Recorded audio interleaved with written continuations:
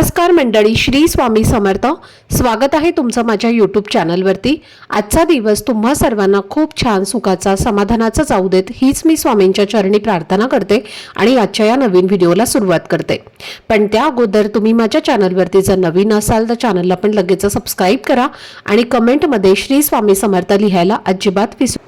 मंडळी, उद्या 18 जूनला म्हणजेच गुरुवारी या वर्षातला शेवटचा गुरुपुष्यामृत योग येत आहे आणि 2026 या वर्षातील अतिशय दुर्मिळ आणि विशेष मानला जाणारा हा योग आहे.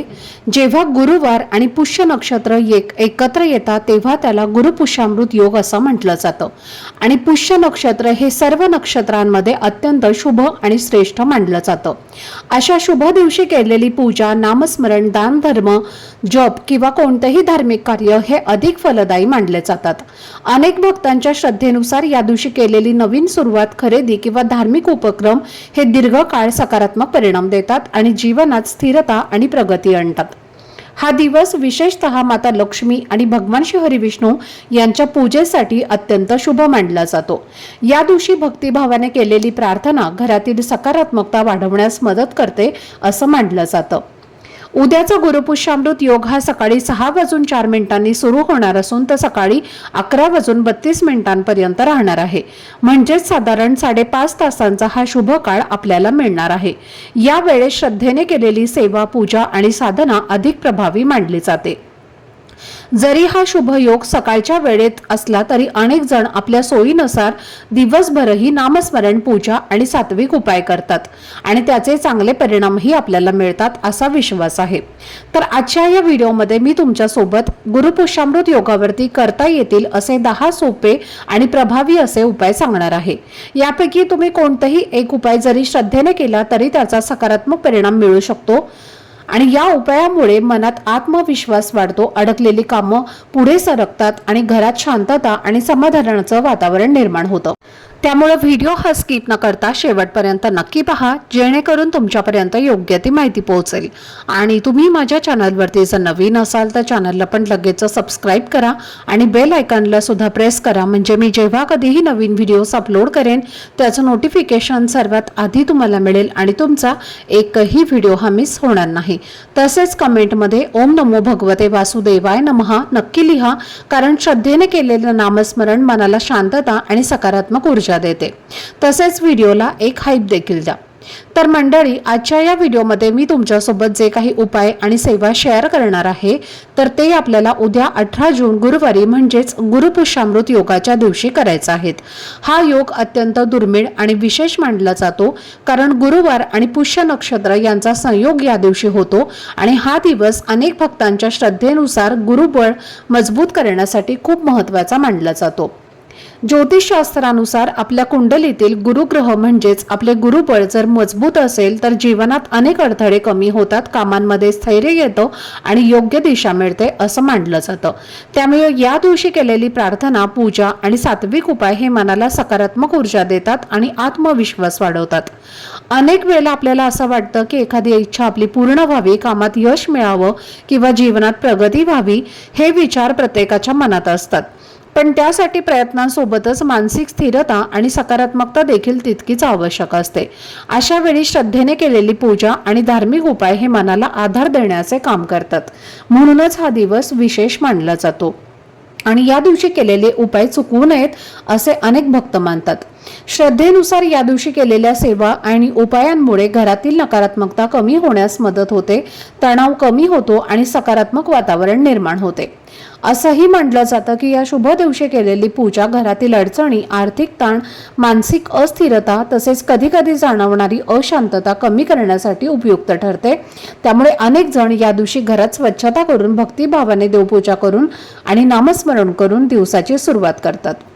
तर मंडळी, आता आपण पहिला उपाय समजून घेऊयात जो तुम्ही उद्या गुरुपुष्यामृत योगाच्या दिवशी सकाळी नक्की करायचा आहे. या उपायाची सुरुवात आपल्याला सकाळच्या स्नानापासून करायची आहे. जेव्हा तुम्ही आंघोळ करायला जाता तेव्हा आंघोळीच्या पाण्यात तुम्हाला चिमूटभर हळद टाकायची आहे. हळद ही अनेक परंपरांमध्ये शुभ आणि पवित्र मानली जाते आणि ती सकारात्मक ऊर्जा वाढवण्याचं प्रतीक मानले जाते. असं म्हटलं जातं की हळदीच्या पाण्याने स्नान केल्याने मन प्रसन्न होतं आणि दिवसभर एक वेगळीच सकारात्मकता जाणवते. तसेच त्यामुळे मनातील नकारात्मक विचार कमी होण्यास मदत होते आणि एक प्रकारची शांतता जाणवते. म्हणूनच हा उपाय घरातील लहानांपासून मोठ्यांपर्यंत प्रत्येकाने करावा. स्नान झाल्यानंतर पुढचा महत्त्वाचा उपाय म्हणजे घरातील वातावरण स्वच्छ आणि प्रसन्न ठेवणं. आपण रोज घर झाडतो, फरशी पुसतो आणि धूळ काढतो, त्यामुळे घरात एक प्रकारची स्वच्छता आणि ताजेपणा निर्माण होतो. पण गुरुपुष्यामृत योगाच्या दिवशी काही विशिष्ट गोष्टींची काळजी घेतली तर या दिवशी फरशी पुसण्यासारखे कामे टाळली जातात असं मानलं जातं. त्याऐवजी या दिवशी घरातील सकारात्मकता वाढवण्यासाठी एक सोपा उपाय केला जातो. एका स्वच्छ ग्लासमध्ये थोडंसं पाणी घ्यायचं आहे, त्यामध्ये थोडीशी हळद, थोडंसं गोमूत्र मिसळायचं आहे आणि त्यानंतर एखादं फूल घेऊन, शक्य असल्यास झेंडूचं फूल घेऊन पाण्याने आपल्या घरामध्ये हलक्या हाताने शिंपडायचं आहे.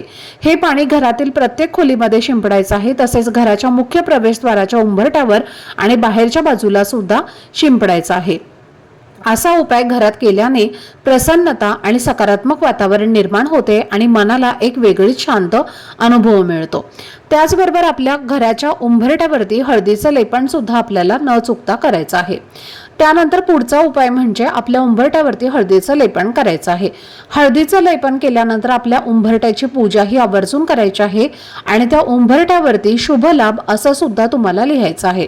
आता शुभ लाभ हे जे नाव आहे तर ते उंबरठ्यावरती जिथे तुम्ही हळदीचं लेपन केलं आहे त्या हळदीच्या लेपनावरती कुंकवाने अगदी उंबरठ्याच्या मधोमध लिहायचं आहे. शुभ लाभ हे शब्द मांगल्याचे, समृद्धीचे आणि यशाचे प्रतीक मानले जातात. शुभ म्हणजे काय तर चांगुलपणा आणि पवित्रता, आणि लाभ म्हणजे काय तर आर्थिक फायदा आणि समृद्धी. हे शब्द गणेश आणि लक्ष्मी यांच्याशी जोडले गेले आहेत आणि म्हणून तुम्ही उंबरठ्यावरती हे 2 शब्द लिहिल्याने नकारात्मक ऊर्जा दूर होऊन घरात सकारात्मक ऊर्जा येते आणि म्हणून हा एक उपाय सुद्धा उंबरठ्यावरती आवर्जून करायचा आहे. तसेच तुम्हाला मुख्य प्रवेशद्वारावरती एक तुपाचा दिवा सुद्धा प्रज्वलित करायचा आहे. तुपाचा दिवा प्रज्वलित करत असताना त्यामध्ये हळद ही नक्की घालायची आहे. आपलं गुरुबळ हे मजबूत होणार आहे, पण लक्ष्मीची सुद्धा आपल्याला कृपा जी आहे तर ती प्राप्त होणार आहे. लक्ष्मी ही आपल्यावरती प्रसन्न होणार आहे. आता असा हा दिवा प्रज्वलित करून कुठे लावायचा आहे तर जेव्हा तुम्ही बाहेरून घरामध्ये प्रवेश करता तेव्हा जी उजवी साईड असणार आहे तर तिथे हा दिवा तुम्हाला लावायचा आहे. भरपूर तूप घाला. अगदी सकाळपासून ते दुपारपर्यंत किंवा संध्याकाळपर्यंत दिवा जो आहे तर तो पेटत राहील. तोपर्यंत तुम्हाला पेटवून तसाच ठेवायचा आहे. दिवा शांत झाला की स्वच्छ करून पुन्हा तुम्ही तो वापरू शकता. त्याचबरोबर आपण प्रत्येक दिवशी सूर्याला जल हे अर्पण करतो का तर नाही, पण किमान या गुरुपुष्यामृत योगावरती सूर्याला जल अर्पण करावं, कारण या दिवशी सूर्यदेवाला अर्घ्य अर्पण केल्याने शारीरिक आरोग्य सुधारतं, मानसिक शांतता मिळते आणि आपला आत्मविश्वास हा सुद्धा वाढत असतो. तसेच कुंडलीतील सूर्याची स्थिती ही मजबूत होते, ज्यामुळे निर्णय क्षमता, नेतृत्व गुण आणि आत्मविश्वास हा सुद्धा वाढत असतो.